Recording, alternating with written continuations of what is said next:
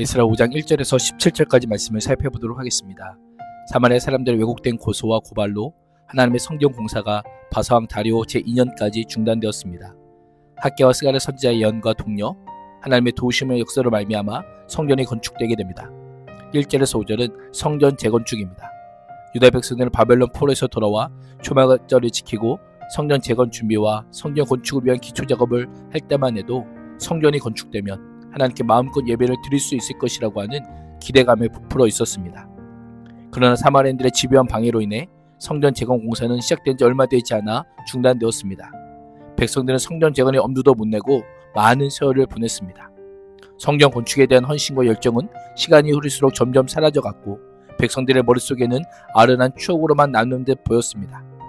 성전 공사가 16절째 멈춘 그때 선지자 학개와 스가랴가 이스라엘 하나님의 이름으로 유다와 예루살렘 사는 유다 사람들에게 예언을 하기 시작합니다. 선지자들의 강력한 외침에 적극적으로 반응하는 자들이 있었습니다. 하나님의 말씀에 수르바벨과 예수아가 일어납니다. 일어나란 문자적으로 앉은 자리에서 일어나다라고 하는 의미입니다. 그러나 몸이 일어나는 것만이 아니라 어떤 중대한 일을 하기로 결단하고 시작하다, 적극적으로 수행하기 위한 첫걸음을 내딛었다라고 하는 의미를 가지고 있습니다. 지도자들의 각성은 단순히 성전 재건에 그치지 않고 무너진 공동체를 회복하고자 하는 절실한 몸부림으로 이어졌던 것입니다.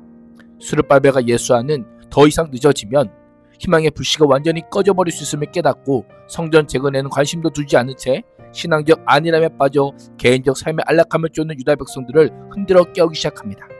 선지자들은 독려하고 지도자들은 순종했던 것입니다. 이스라엘 사람들이 성전을 재건하기 시작했다는 소문이 돌자 유프라데스강 서쪽 지역 전체를 관리하던 다뜬의 총독을 앞세워 바사에 갈릴 여럿이 예루살렘을 찾아옵니다. 단순히 진상을 파악하기 위해 온 것이 아니라 예전처럼 시비를 걸고 험악한 분위기를 조성하고 무력으로 공사를 중단시키려고 온 것입니다.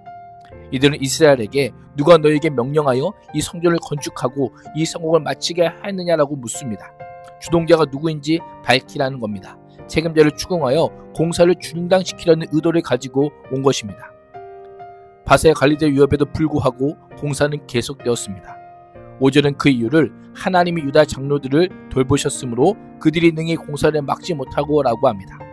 하나님이 돌보셨으므로를 직역하면 하나님의 눈이 유다 장로들의 위에 머물렀다입니다. 무소부지하시고 전지전능하신 하나님의 눈이 유다 장로들에게만 고정되어 있는 것처럼 묘사합니다. 하나님은요, 하나님의 백성들을 항상 지키시고 보호하시는 분이십니다. 어떤 위기 상황 가운데서도 결코 외면하지 않으시고 도와주시는 분이십니다.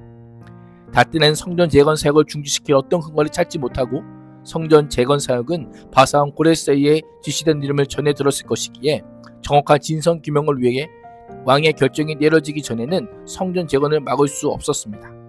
관리된 중앙정부에 성전 공사에 대해 알리고 회신을 기다릴 수밖에 없었던 것입니다. 과거 사마리아인들의 방해로 성전 재건 공사가 중단될 수밖에 없었지만 하나님께서 유다경 공동체를 돌아보시는 자비를 베푸사 공사는 계속하여 진행하게 하십니다. 그렇습니다. 하나님께서 돌보시면 그 어떤 세력도 우리를 건들지 못합니다. 하나님께서 돌보시면 하나님의 일은 하나님의 방법대로 이루어지는 것을 보게 됩니다. 6절에서 17절은 총독이 다리오 왕에게 보낸 서신입니다.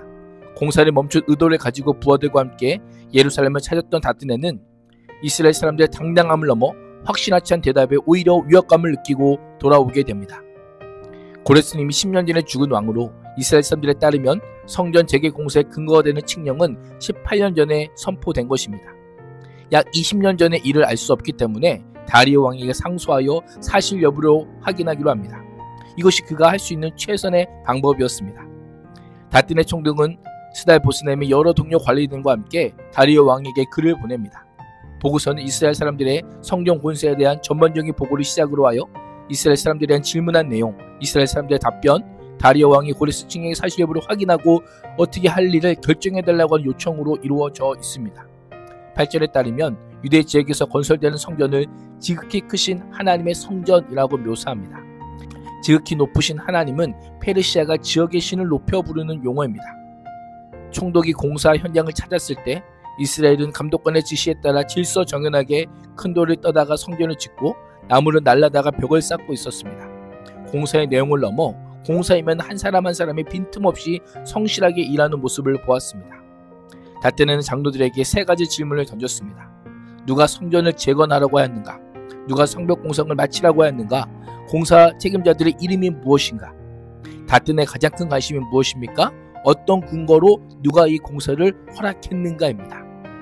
그러자 장로들은 가장 먼저 자신들이 천지의 하나님의 종이라고 밝힙니다.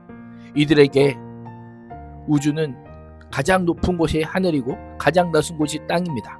가장 높은 곳과 가장 낮은 곳을 동시에 말하므로 하늘과 땅을 창조하신 분을 넘어 온 우주 만물을 창조하신 만유의 주제임을 강조하며 이 세상의 그 어느 것도 하나님의 통치권 아래에 놓이지 않은 곳이 없음을 선포하고 있습니다. 이어서 바벨론 느부갓네살 왕이 어떻게 하나님의 도구가 되어 예루살렘 성전을 파괴하고 범죄한 이스라엘 백성들을 바벨론으로 이끌고 갔는지, 고레스왕 왜 성전 그릇을 꺼내어서 돌려주고 예루살렘 성으로 돌아가 성전을 다시 세우려고 했는지 매우 공손한 태도로 설명하기 시작합니다. 이 장로들의 대답을 보면 바벨론에 대한 어떤 원망도 비난도 하지 않습니다.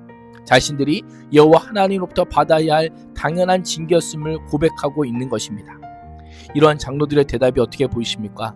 과거의 불순종에 대한 반성은 물론 하나님의 뜻에 대해 확신하고 그 어느 누구도 꺾을 수 없는 하나님의 뜻과 유다 백성의 의지를 전달하고 있습니다. 성전 건축 상황을 설명한 닷새는 왕에게 2가지를 요청합니다. 첫 번째, 기록을 살펴서 이스라엘 사람들의 주장이 진실인지 알려달라는 것입니다. 또한 이 일을 어떻게 하면 좋을지 다리고 왕의 결정을 알려달라고 합니다. 설령 고레스 왕이 그런 명령을 내렸을지라도 다리오 왕이 선행의 명령을 뒤집을 수 있고 그렇게 하기로 결정하겠다면 저도 그렇게 따르겠다라고 말하고 있습니다. 닷새의 요청은 한편으로는 다리오 왕이 얼마나 대단한 권세를 가지고 있었는지를 엿보게 합니다. 또 다른 한편으로는 하나님의 권세와 능력에 대해서는 전혀 알지 못하는 모습을 보게 됩니다. 그렇습니다. 하나님께서는 하나님의 때에 하나님의 방법으로 일하시는 분이십니다.